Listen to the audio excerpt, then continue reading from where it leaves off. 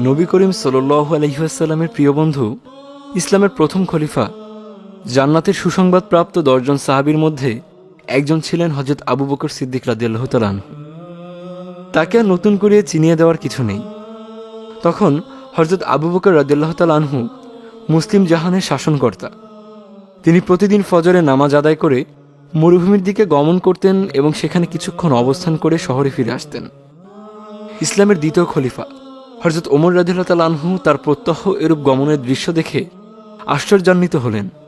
রোজ এই সময় তিনি কই যান তা জানার জন্য তার ভেতর একটা আগ্রহ তৈরি হলো। আবু বকর রাদিয়াল্লাহু তাআলা আনহু এত বড় মাপের মানুষ, তিনি হয়তো এমন কোনো আমল করেন যা ওমর রাদিয়াল্লাহু তাআলা আনহু জানেন না। তাই তো জানার জন্য একদিন ফজরের সালাতের পর আবু বকর সিদ্দিক রাদিয়াল্লাহু তাআলা আনহু যখন বের হলেন, তখন তিনি গোপনে তাকে অনুসরণ করতে শুরু করলেন। তিনি তাকে অনুসরণ করতে করতে একটি ঢিলার পেছনে লুকিয়ে থাকলেন। সেখান থেকে দেখতে পেলেন হযরত আবু বকর রাদিয়াল্লাহু তাআলা আনহু একটি পুরাতন তাঁবুতে প্রবেশ করেছেন।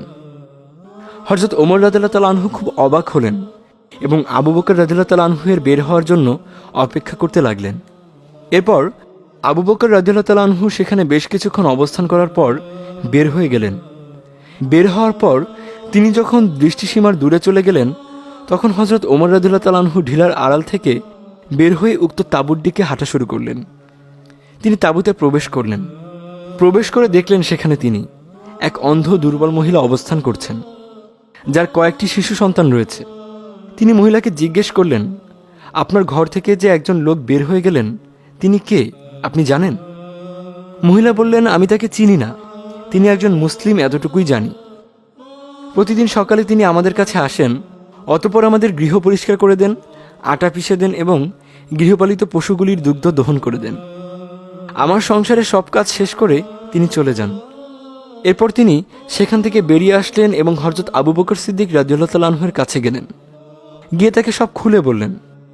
এরপর তিনি আবু বকর রাদিয়াল্লাহু তাআলা আনহুকে বললেন, হে আবু বকর, পরবর্তী খলিফাদের উপর আপনি কত না দায়িত্ব অর্পণ করে দিলেন। তারা কি পারবে আপনার মতো এমন নিষ্ঠার সাথে দায়িত্ব পালন করতে? উত্তরে সিদ্দিকে আকবর রাদিয়াল্লাহু তাআলা আনহু বললেন, পরের খলিফাদের ব্যাপার তো জানি না, তবে এটুক জানি যে আমার শাসন আমলে যদি জনগণ কষ্টে থাকে, তাহলে এর জন্য হাসরের দিন আল্লাহকে জবাব দিতে হবে। তখন আমি কি জবাব দিব? সুবহানাল্লাহ!